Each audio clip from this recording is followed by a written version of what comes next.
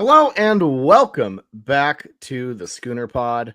I'm your host, Bobby Howard. With me today, we've got, as always, Jameson Maxwell and Ty Lee. And folks, the Oklahoma Sooners snapped their 3-game losing streak in a what some might refer to as a college football game by beating the Maine Black Bears 59-14. Frankly, this is a game, we're not going to go in and talk about specifics like we do with some of these other ones because it was kind of hardly a game. But I do want to start by talking about what was probably one of the lowest hours we've experienced as an OU fan base, where the Sooners forced to punt first drive, then Maine drives down, scores a touchdown, goes up 7-0 on the Sooners. I can't think of a time I was more frustrated or disappointed in OU football than that moment right there. That might be hyperbole, but it was bad. It was so bad. It's amazing whenever on TV you can hear a collective grumble from the fans. It's not even like a boo, because there were boos coming out, absolutely. But a collective grumble, you could hear it. That's when you know you're in a really bad position. Yeah, well, I would like to. Oh, I'm sorry. You got Ty. There, you got it, Ty. I would like to go on the record and say I would rather lose to Maine just outright than ever do anything embarrassing against Texas. So I was not at all embarrassed being down 7-0 to Maine. My thing is, like with Texas, it's like you expect that to be a tough game, and yeah, it sucks to get kind of embarrassed against them, but at least there's like a bit of a it's Texas, so like kind of makes a little bit of sense. Maine is. And as we saw throughout the game, completely non-competitive with OU. You saw it when they ran out. They looked noticeably smaller. They are not a good football team. So, like, that was a bit of a rough go. Crowd was, I think at the time, student section just was MIA, but overall not bad given the weather and everything. So, yeah, I could definitely imagine the you could hear the grumbles and everything. Yeah, they showed the Superman students, whatever they're called, the ones that wear the Superman stuff and show up early in the front. Man, that's the saddest looking Superman group. There's nothing enthusiastic about them. It was honestly pretty darn sad how we started. And people are going to talk game about the student section.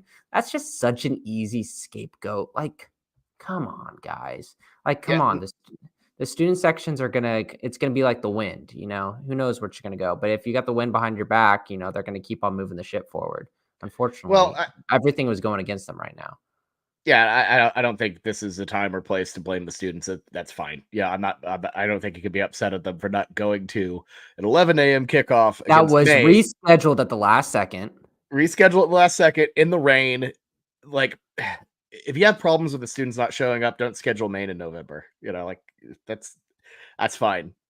People were trying to ditch tickets like crazy. If you looked at the market, it was low. That was a game that nobody wanted to go to. It sucks that OU was a part of it. I guess I'm happy that OU got a win, but I overall don't like the strategy. It felt like a spring game.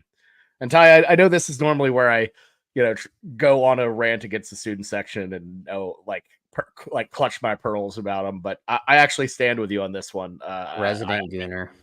I don't blame them not showing up for what is in this case essentially an inferior product. You're throwing this poor FCS team out to the wolves, and not even particularly good wolves, but. Yeah, I'm with you on that one, Ty. For the first time and probably ever, I'm with you. The students shouldn't have shown up to that. Yeah, I'm gonna withhold my perpetual rant about the student section. I will say though, once again, OU cooking the books and calling it a sellout. I understand that there's some ways that you can maybe slice that pie and sort of frame it differently to make it seem like it was a sellout, but.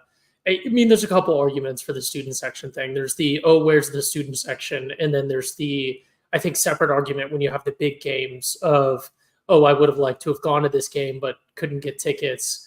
And here the students have abandoned, right? It's sort of two different things that you hear people criticizing the student section. This was one where, like you said, even on TV, just noticeably very sparsely populated stadium. It looked like across the board, at least. Yeah, it was not great, but look, the Sooners Did you boo? Did you boo, Bobby? No, I don't boo. I think the That's a only shame. time I've booed, like That's a properly shame. booed, I've gotten mad, but I don't boo.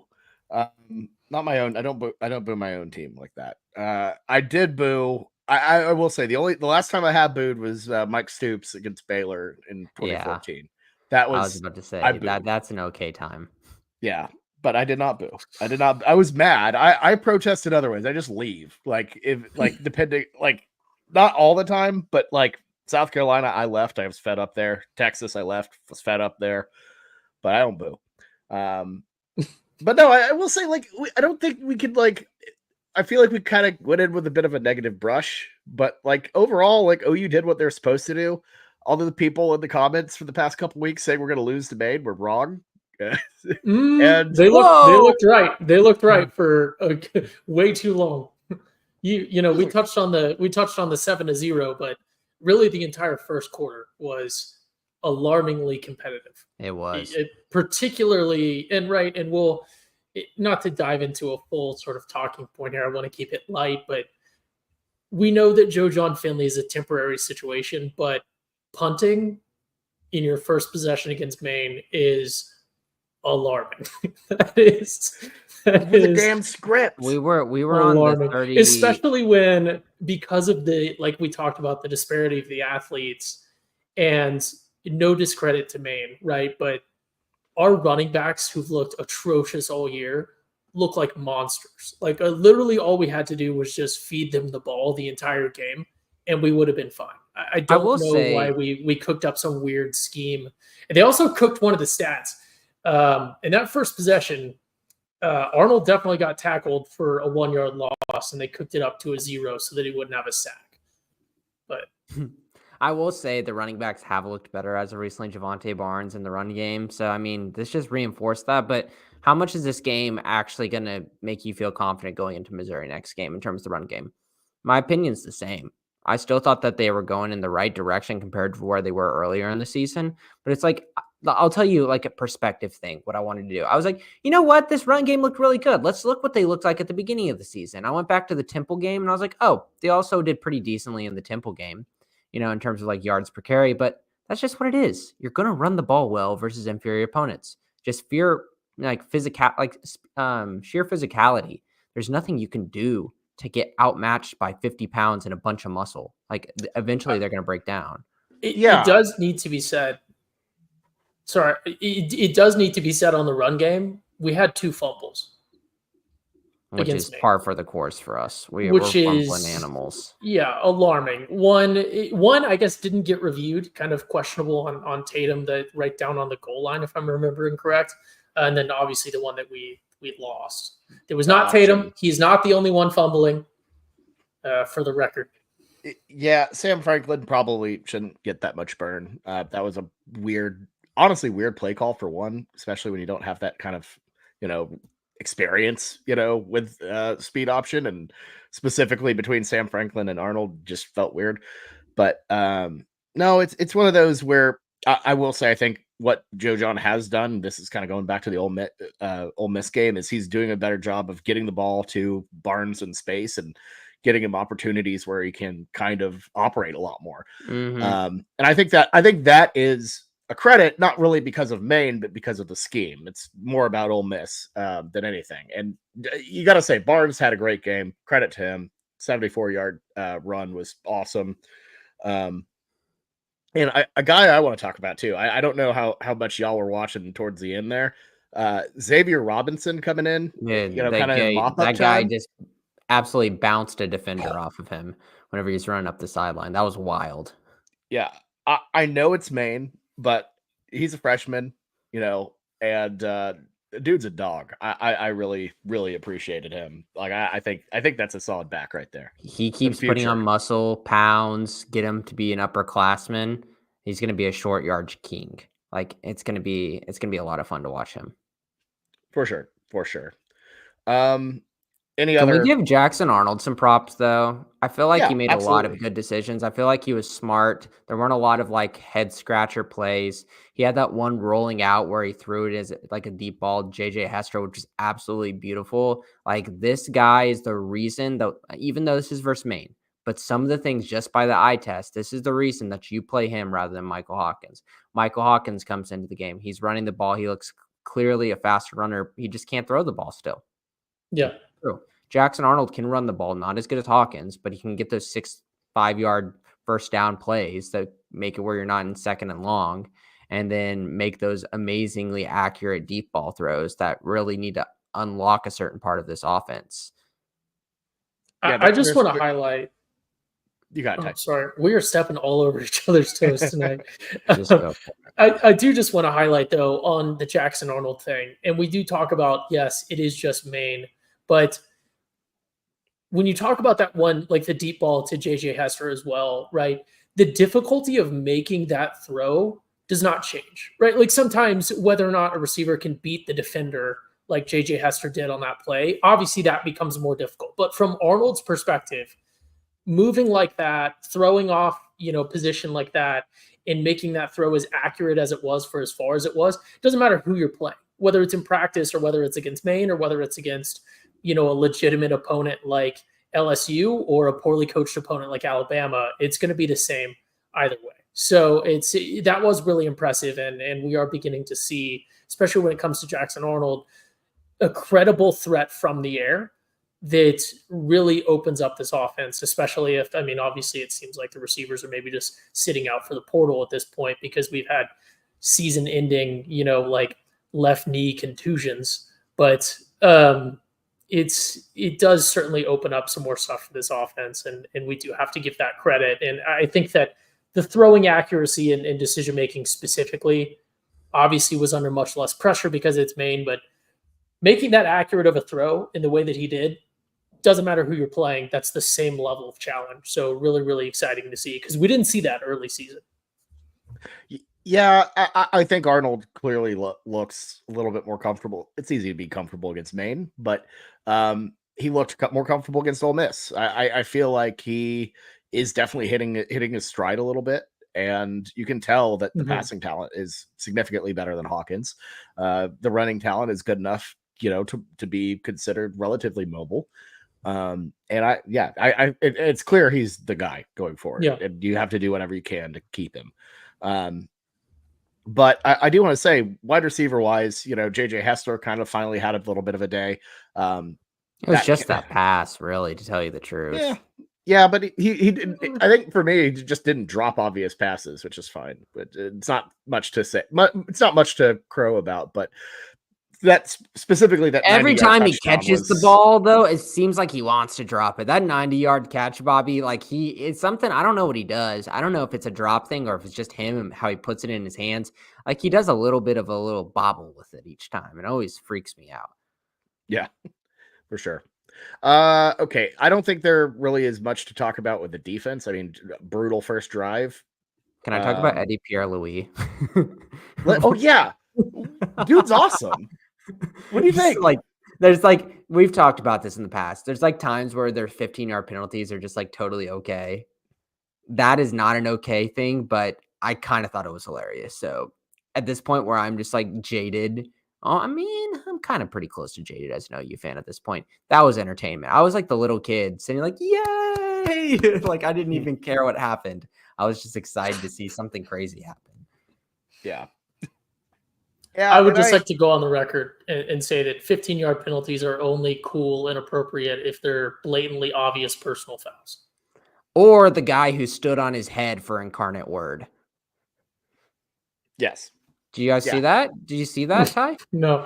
It was a touchdown celebration. I didn't even know that on a football team. Are you talking about he did a handstand or he stood on someone's head? He did a handstand and he stood on his head. When you initially said that, immediate flag. When you initially said that, I thought you meant someone was on the ground and a guy stepped on someone's head and was standing there celebrating, which would have been much cooler. It was an absolute hilarious. He did it right next to the ref. He got it and he does a handstand on his head and he goes over it and an immediate flag. I think Amon-Ra St. Brown did it today also in the NFL, which is honestly hilarious. That is pretty. That's pretty cool. It's like when people do backflips and stuff. That's a cool celebration. It was just so derpy. It was so derpy. Like it was just a very silly, weird look. But I will say, and there are people who, say like they kind of like the nasty from EPL doing kind of scrapping it a little bit. And I know it's unnecessary and a little superfluous, but against Maine, yeah, give me that. The dog was in his cage and he needed out. He got a little too aggressive. Let him play a little bit more, man. I don't know. Yeah, I like it. I got 37 snaps this game. Yeah, keep the EPL coming. I would love to see more of him. That'd be awesome. It's unfortunately just not going to happen. I just don't see any way that we put double on the bench. Double entendre as Bobby wears a British soccer shirt and says, "Keep the EPL coming." Let's just go ahead and take this podcast fully off the rails. Bobby, did you get a shout out from a certain corn dog brand? Oh yes, this is important. Oh yeah. Fletcher's Corny Dogs just randomly posted a months old tweet about me enjoying the Fletcher's Corny Dogs at the stadium. And we've had conversations about this before, Bobby. Mm-hmm. And we said that having a Fletcher's corn dog outside the great state Texas Fair is almost like cheating. Not we. You said that. And you said that. He's backtracking. No. I'm not backtracking. I agree with you before OU Texas. After OU Texas, it's fair game. Because at that point, you've already experienced it for the first time that season, and you can come back to it as like a little memory, a little memento. And then when the football season over, that restarts your clock. That's my thoughts on it. Yeah. Is it as special though, whenever you get it at the OU game and then later you get it at the Texas State Fair? But if it's after the fair, then it's a little different because you don't you've already done the waiting because you waited all off season and the before, and now it's like just kind of revisiting it. It doesn't. You don't have that. I don't know. It doesn't feel like you're screwing up your wait for the fair by having it early. You know what I mean? Like I am celibate with the Fletcher's Corny Dogs. I'm not going before the Texas State Fair. To be fair, I don't go because it's on the total opposite side of me, but I always enjoy them. They're pretty good at OU too. Like everything's before within reference, Ty. Should the Fletcher's Corny Dog stadium concession be passed back and forth between OU and Texas like the Golden Hat? So you get it in your stadium. Like for example, OU would have had it up to OU Texas this year. And then after losing, it would have gone to Texas. They can open it up and they retain it until the Red River game next year. And then the winner gets to retain it. I think that's how it should work. I don't know how you would work that from a corporate angle. I'd be interested in the marketing of that if that could work. I actually probably think won't be profitable. I think that's a cool idea. Maybe if you did like a food truck that was inside the stadium or something. The problem is they already have it at Texas too. So they have it at both places and they're not going to remove That's easier then. You just shutter it. You shutter it depending on who. You could have the ROTCs. The ROTCs with the game ball will also run because you have two hands, right? You carry the game ball in one hand and then you have a corny dog in the other. I like it. Yeah, I don't know. You could just replace it with a Chick-fil-A stand or something. I don't know. But who cares about this defense? Yeah. Anyways. Yeah. Who cares? Defense, it's whatever. Defense. Is the defense. Listen to the Oklahoma breakdown if you want to break down at the game. It's not going to be here, guys. Sorry. No. Yeah. Because it's Maine. It's Maine. And they do a damn good job. So definitely listen to that instead. We're at a point where, 3 games left. Kind of the final stretch of this season for sure. And OU's got to have one. They're at 5 wins. And I can't believe we're having this freaking conversation that we're asking about if OU can make will be able to get bowl eligible, but with Missouri, Alabama, and at LSU left on the slate, it feels pretty intense. So I'm going to ask, in multiple ways. One, do you think they will make a bowl? And 2, what do they need to do to get there? Like what aspects of the team need to improve to steal one of these wins? Jameson? I think Ty and I are on the same team here. Do we both agree, Ty? I don't think we are. Yeah. I think I'm What do we need to do to make a bowl win one more game? There we go. Good. So that one's easy. You know what I mean? In agreement on that. No, I know. I mean, like the actual football aspect. Like, what do they need to shore up? What do they need to improve? All right, Ty. I'm gonna count down 3, 2, 1, and then we're gonna say we're either making a bowl, yes, or not making a bowl, no. Okay. You ready? All right, 3, 2, 1, no. No. Okay, good. We agree. Okay, well, fine. And then Bobby's on the yes side. We all know that one's coming. But I'm not firmly on the yes. Jameson and I disagree on the second part. Okay. Okay. Tell me, Ty. Take it away. Oh, you should. And this is not even remotely a bit. This is going to get clipped. God, no, OU, even with the Venables' abhorrent coaching situation that I've promised not to talk about, OU has at least one more team that's not named Missouri and that is not based in Louisiana that has a worse coaching situation than us. So we do have a winnable game on our schedule. Mark my words. We have an upset in the chamber. So it is possible, but Venables will find a way to lose it somehow. Here's my thing I don't understand, Ty, is you've made an entire brand on hating Missouri and you're backing down now of all I'm not times. Backing down. I don't not hate Missouri. I hate Brent Venables more than I hate Missouri. But Missouri is objectively not as good as Alabama. We saw that on Close your on eyes, the field. On the field. Remember Eli Drinkwitz's face and just think about it and let that hate just stir in you for a little He's not bit. even that hateable though. He's like, oh my God, yes. Shout out to no. It's like the state of Missouri, right? It's like the Chiefs.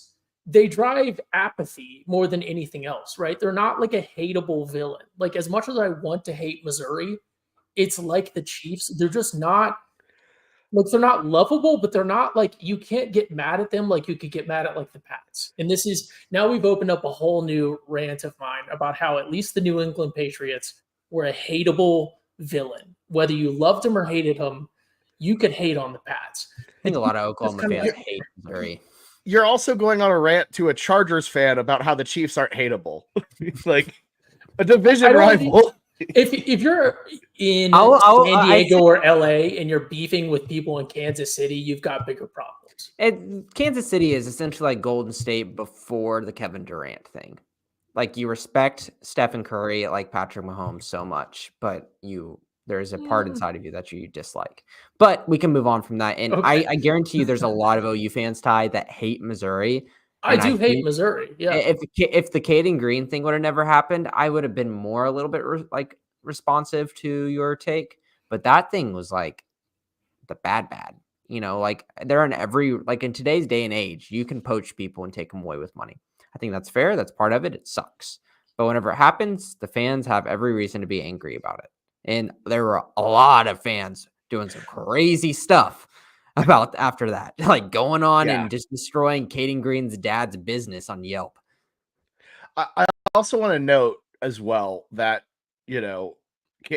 Missouri taking Caden Green is a massive reason why we're in this predicament we are in the offensive line. He wouldn't have saved the line entirely, but he absolutely would have been a massive help out there for sure. Ty? Let me just go on the record to clarify for some of the listeners that might not know. I don't want to be taken as some sort of Missouri sympathizer or Missouri not hater. For the record, because of Missouri and Missouri fans, I am in fact permanently banned from Wikipedia. Also, there was the Boko incident, but I did for some reason have a stage where we went on Wikipedia and just deleted any reference whatsoever on any page that had anything to do with Missouri football. And that was when we weren't in the same conference and thought we would never play each other ever again unless it was for like a random bowl game or something. So just to clarify, I've been hating Missouri long before Caden Green. I've been hating Missouri since the Dorial Green Beckham. There's another Green for you days. Famous OU player who only ever played at OU and then went on to do, basically what he did at OU in the NFL. Dorian Green Beckham, never at Missouri. Jesus. Your attempts to gaslight Wikipedia and therefore the entire world by being like, Dorian it did work for a long time. DGB, never at Mizzou. That was funny. And in retrospect, the Boko thing probably had more to do with the band than the Missouri things. You think? Look, Here's my thing though, is I think it's probably unlikely that OU makes a bowl. I just you've seen it. This team hasn't been very good. But after that Ole Miss game, where you could see some signs of improvement, look at. I think it's probably got to come with Missouri on the road in Columbia, which is awful because the environment's going to be crazy. This is a big one for them. Obviously, you got some Big 8 ties there. We completely screwed their entire dream season in 2007 by knocking them off twice, ruined their national championship hopes. There's some beef there on the Mizzou side. Obviously, beef on the OU side as well. But atmosphere-wise, I think this one will be a really tough one to try to get a win in. But I feel like Mizzou has more cracks than the other three. I'm curious of what the Missouri fan base will be like in this game. Because obviously they're up and they want to get up and ready for this game being a night game. And Oklahoma, they do have a little bit of animosity, like you said. But at the same time, they just came off a week where they scored 0. They got shut out? 0. Or was it It's Alabama? Yes. It's Alabama. 0. And a bye week. I think at this point, it's like, there's like a fringe playoff shot. Not really a good one, but it like kind of exists. Oh, for Mizzou. No, I was like Bobby. No. I'm not that delusional. But no, with Missouri, like I feel like at this point, it's like that's all you got left is can we beat Oklahoma? It feels like it'll be like a Super Bowl type vibe for them. Just given the amount of players that were in the mix at OU, obviously recruiting battles, I think will be a little bit more emotional than your average game. And I don't see it being too much of a emotional letdown for Missouri. Do you think really it's Missouri or bust? Because I agree with Ty. I still think there's maybe 10 to 20% chance. Like it's a home game versus Alabama has shown some cracks versus a team where it's like their offense has kind of had some stick in the mud times where maybe we could put something together and pull off an upset. Like I still don't think this is like make or break here. I think all three are doable. I just don't think it's likely. I'm throwing that LSU I'm throwing that one away. I mean, no, I get it. I just don't. I'm still kind of on LSU. I don't know.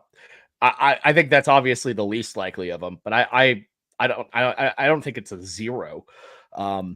I think Alabama's high, like that feels like a chance that you can get. It'll be, even though OU's record and season hasn't been good and Alabama isn't the Alabama that they have been, it's still the Crimson Tide. And I know, like with my friends, my group that we're doing, we're going all out for it. It's probably still the most hyped game of the season so far. Tennessee first, but this is still up there. So I don't know. I think that environment, OU can figure it out, get Milroe to turn the ball over some. There's a path to victory there. I would not be shocked if they could get Missouri or Alabama or hell, knock on wood, both. I think, right, and this is ripe for being a bit, but I think that LSU, it's not a bit, right? This is ripe for clipping, but it's not a bit. Bama, I just think like everything is aligning, right? I'll make my jokes about Kalen DeBall not nowhere taking over, the greatest dynasty in modern college football and then just squandering it, right? But you're talking about like they play LSU this weekend. That's, I think, going to be a very, very competitive game. I'm super, super interested in that one. Like at LSU, that's going to be amazing. And then they play Mercer and then they play us, but they have Auburn right after. Like no bye week, anything else. So they have their in-state rivalry. They have another big game. Like you're talking about an LSU or a Bama team that potentially can lose that LSU game. Like I think that's going to be a very, very competitive game, even though LSU has looked very stinky, right? Like we'll talk about that Ole Miss win again on the weekend spread, I'm sure, because Blake will get triggered by Ole Miss stuff later in the week when the college football playoff drops. But there's a lot of stuff lining up for that Bama team for. It's a look ahead game, even if Auburn's atrocious, right? Like that's still a big game, last game of the season. Like I feel like, and I understand that this is wild to say, but I feel like Bama is probably our most winnable game left on our schedule, and it's not just because that's the game in Norman. But like Missouri care, like Bama, I don't know that they really care that much about playing an Oklahoma team that they think is already garbage, because like why would they think anything else? Missouri cares. Missouri would be like us playing A&M again. It's a fan base that they're not like traditionally like a rival, but it's never been a warm and fuzzy between those two teams. And really when Missouri left the Big 12, throwback to when we had the Big 12 North and South, Nebraska had started their fall from grace, and Mizzou was, kind of the team that we expected to face, depending on whether or not we won Red River, at least the way that I remember it. So I think Mizzou will care, and it's at home, kind of hard to deal with that one. And then LSU, probably at night in Death Valley, is, I don't know about that one. So Bama, maybe some Sooner magic comes out. There is something to think about with the Missouri versus Bama, though. Like, I understand, like, I just kind of made the take that I think that Alabama's not out of the equation, but I'm sure within the minds of some players deep down, it's like, we really need this Missouri one because, the prestige of Alabama is still there. It's a very intimidating. And then obviously Baton Rouge is very intimidating as well. If they lose this Missouri game, is there some internal buy-in that they kind of lose subliminally, like subconsciously? Yeah. I mean, subconscious. So I do think that could, where we lose some, like some fight in them whenever they play Alabama. I feel like they would have given up by now. If you lose to Missouri, does that like completely break your spirit? If that does, but what just happened didn't, I don't understand. You know what I mean? Yeah, I know. I'm just throwing out options. South Carolina should break you. Like that performance, that game, like, is such just a crusher. That, it's kind of a miracle they were able to rebound the way they did against Ole Miss. And obviously some of that's, coaching changes that probably lit a fire under their ass, but I don't know. I don't know if they see it the same way as we do, that it's, you got to have Missouri or else you're screwed. Because I feel like Alabama is vulnerable. I think there is an opportunity there. I think if you lose to Missouri and Alabama, that LSU game might be one of the ugliest in program history. But Ugh. Yeah. Which would be a record broken from another LSU game potentially. But I do think to Jameson's point, when he started to talk about Mizzou, it made me think of something. And that's, I think the Mizzou game is the most consequential of the three, because like you said, Bama still has that prestige regardless of what happens there. LSU has always had that prestige, and that they've always, like, Bama and LSU, this is a recruiting bit, right? Like Bama and LSU have, at least in the modern era, like, well, Bama, once Saban got there, but they're always going to out-recruit us, at least for the foreseeable future. LSU has just always done that magically because they produce a lot of in-state talent. They have these, just great teams every now and then. They have a great system, right? Like, we've talked about that, I know, in our group text, and probably not enough on the podcast, but in the past, 24 years now, right?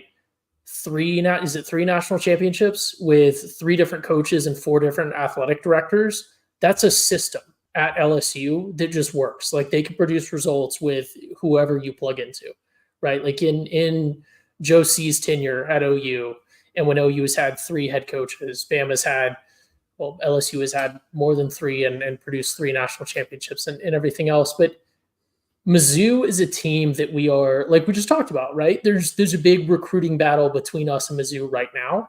And as much as I want to say, oh, we're a blue blood, oh, we can just brand power, recruit whoever we want to, realistically, that's just not the situation we're in right now. And we are much closer to Mizzou than we would like to be.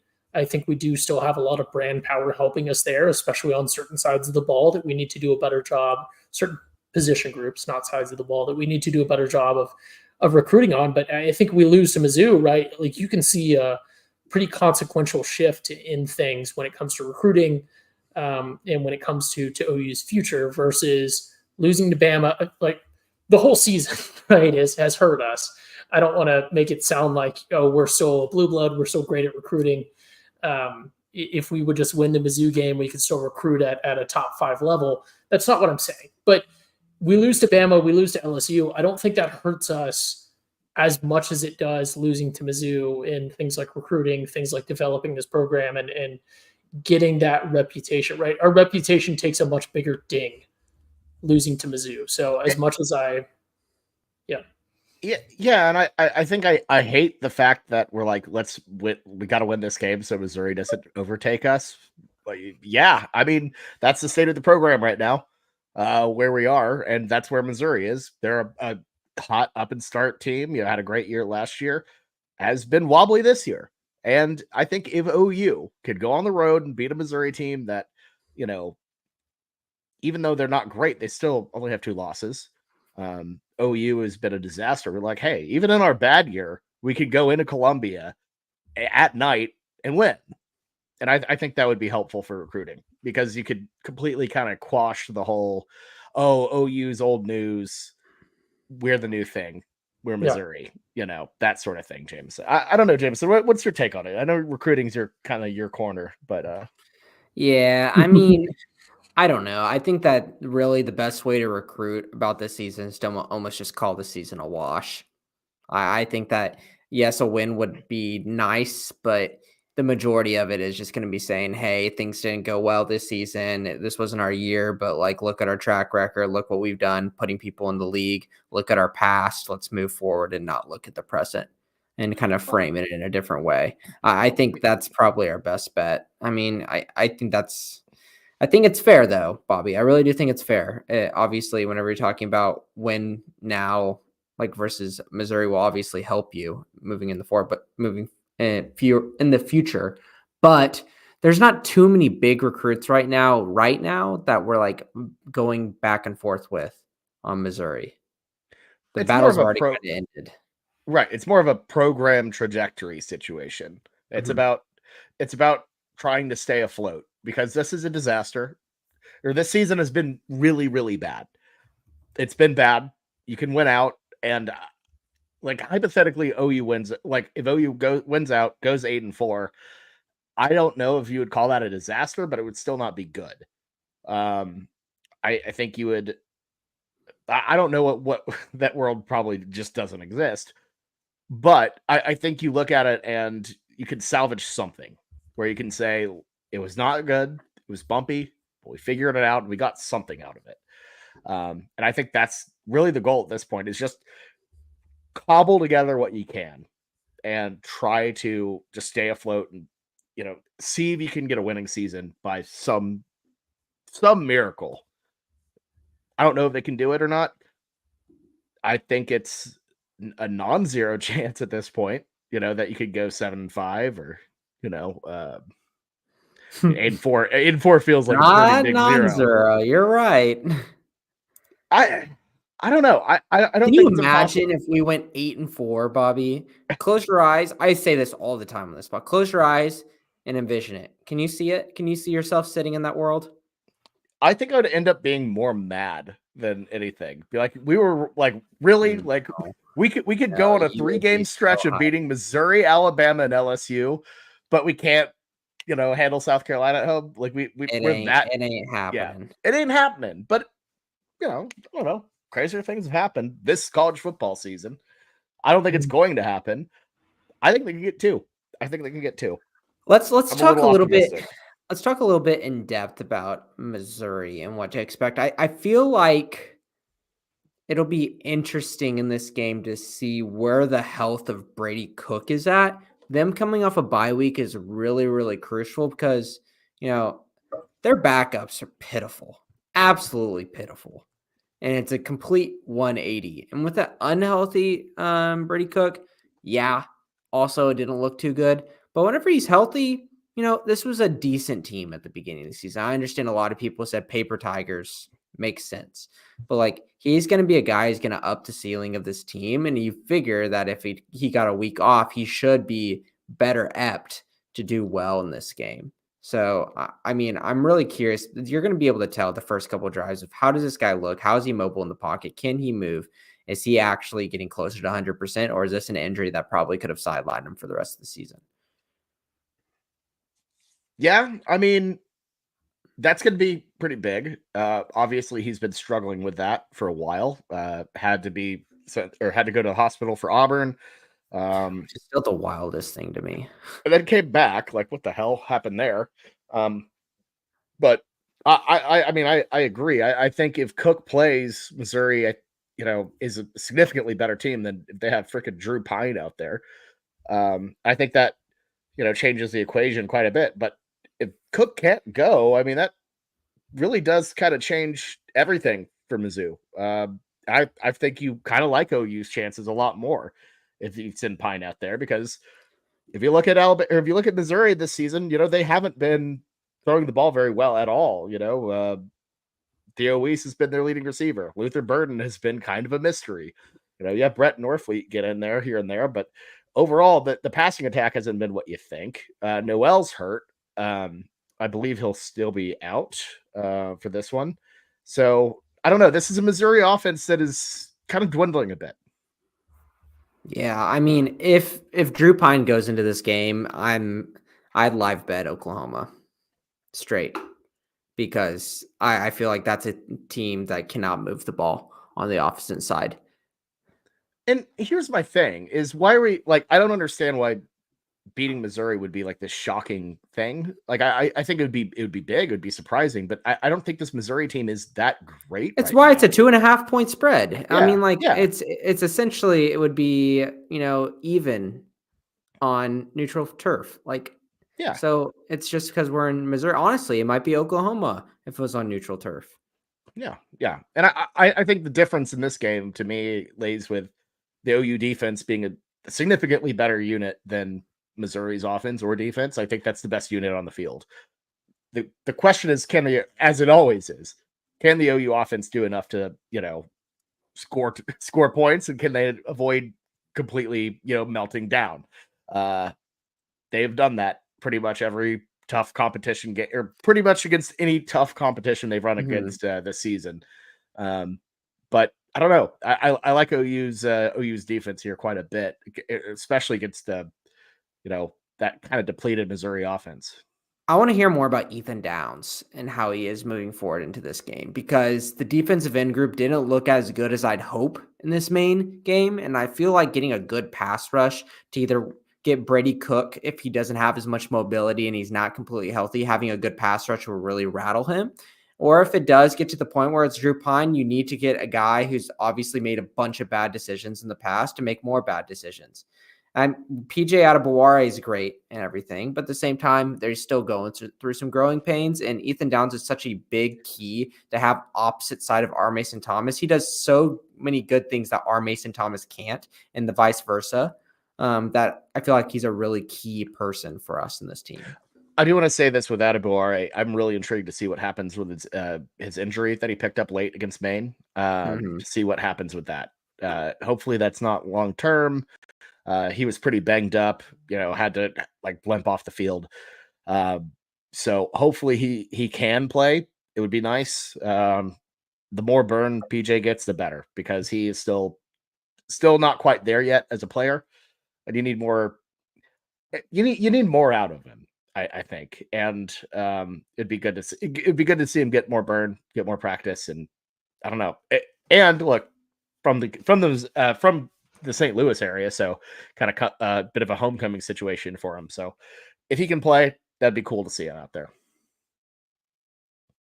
Yeah, it's going to be interesting with this defense moving forward. And like, also, I hate to say it, we've been really talking great about Eli Bowen, and you talk down on Luther Burden and Theo Weiss, but that's going to be a really, really hard matchup for him as a true freshman. He's kind of like shown up and he's been feisty and he's gotten himself in the right position, but sometimes, seniority will win. And like, you look at Eli Bowen, he's going to look pretty small next to those guys. And that's going to be a huge, huge matchup, to where can he step up and be that kind of guy, or is it skill going to win out? Yeah, no, and I think this is like you said, it's a matchup where, his height hasn't been an issue so far this season. He's played great despite being a relatively shorter guy, and he's going to be tested. That is going to be a tough matchup for him for sure. I think that's a really fair concern. And the secondary has been probably the weakest part of the defense by far. So I think any question marks there are very fair. Yeah, and that's why the pass rush has got to be there, Bobby. Like, we need to have something going to where we can put the initiative onto Missouri's offense and we can control the narrative as a defense rather than just let things come to us, because that's what Alabama did, and it really shut down that offense. Yep. Absolutely. And I'm not too worried about the pass rush against Maine, to me, by the way, because I feel like they probably sent out some vanilla stuff, which, you still should probably get to the quarterback regardless. I don't know. You should still get there. I agree. It's not ideal, but it wasn't running at full. What are you scared of Randy Moss's kid to take over the top? Like, you should be able to send the pass rush and get to the quarterback. Oh man, yeah, that's fair. Can we talk about that real quick? That dude all they did is talk about him. Well, hey, you have to have some talking points, I guess, right? I know it was. I actually didn't even notice that. I had no idea. Was that a thing? It was big on the TV broadcast, but yeah, he was like unknown before the game. Oh my gosh. I was going to say it's hard to have 3 hours of things to talk about during a game. Like, we're sitting here and we do an hour of podcasting. Like, it's hard. Okay, they use that talking point pre-game. So no, wait. Are you thinking of Santana Moss or no? Not Santana Moss. It's Randy Moss's son. It's 1,000. Oh, Montego Moss. Montego Moss. Sorry. That was different guy. Yes. Oh, okay. Well, we've run against. Didn't we run up against one of Randy Moss's kids at LSU, or am I mixing up old wide receivers? No idea. I can't remember. Was he on that 2019 team as like? I'm pretty sure. Freshman? I might be wrong on that. I can't remember who. Yeah, he was damn good. But we're going down a rabbit hole here. Moss, the other one. Is that Yeah. The tight end. Yeah, he's tight end for LSU. That's right. Yeah, that's right. Okay. Anyways, where were we on this? Any other bits about Missouri? We don't usually do a ton of previews. This is probably as previewy as it gets. Ty, any thoughts on the final thoughts on the Tigers before we move on? Missouri does have good barbecue. It is worth visiting, I will say, as a state. The best barbecue place in the state is called Oklahoma Joe's. So there is that. They did change it. They did remove the Oklahoma. They did change the name. Yes, they did. Unfortunately, change the name. Joe's is great. That is awesome. And this is a trip that I wish I was making for sure, because I don't know, our Missouri visitor guide we did, Jameson, I thought was I didn't have a lot of Columbia thoughts entering that, but after the research, I was like, it looks like a nice little college town. I could be down. Yeah, it made it look like a fun trip, honestly. So if y'all are going to the game, look that up. Sooners Fan Guide to Columbus, I believe is what it's called, Bobby. Columbia. Yeah. We'll put it at the link in our bio. We'll put it in the description, and you can check it out. It's a good watch. But yeah, guys, I don't think we have a lot more to talk about. It's Maine. Not much to deep dive there. Brent Venables gets all of his recruiting stuff done pretty early, so I don't think we have much recruiting quarter at all. But yeah, it's just been pretty quiet for sure. Hey, OU volleyball beat Texas today. That's fun. That's great. We don't probably need to go into a volleyball report. But women's volleyball. Yeah, they don't play men's volleyball. Oh, that's a bummer. I think there's like a club volleyball, maybe. I mean, yeah, they do, but it's not like it's club. When's softball? It's like lacrosse. They're doing the battle series right now, but I mean, obviously spring, so like March, maybe February. No, it's March. February, yeah. Damn. Okay. Women's basketball will be good. Reagan Beers and crew. Yeah, that is true. They're what, are they, top 10 team in the nation? Yeah. Damn, like I think first time they were ranked top 10 since 2009. So I don't know. There'll be some other sports to watch for. It'll be fun. But anyways, yeah. Well, look, when there's nothing left to say, there's nothing left to say. Guys, thank you all so much for your time. Always appreciate it. And we'll be back on Wednesday to discuss our week 11 slate on the weekend spread. our weekly pick show. So make sure to tune in for that. Should be a good one. Had a pretty good week across the board with all of us. So I don't know. Should be really fun to talk about that. So, all right. Well, that's all we got for today. For me, Jameson, and Ty, this has been the Schooner Pod. We'll see you next time, everybody. Boomer Sooner.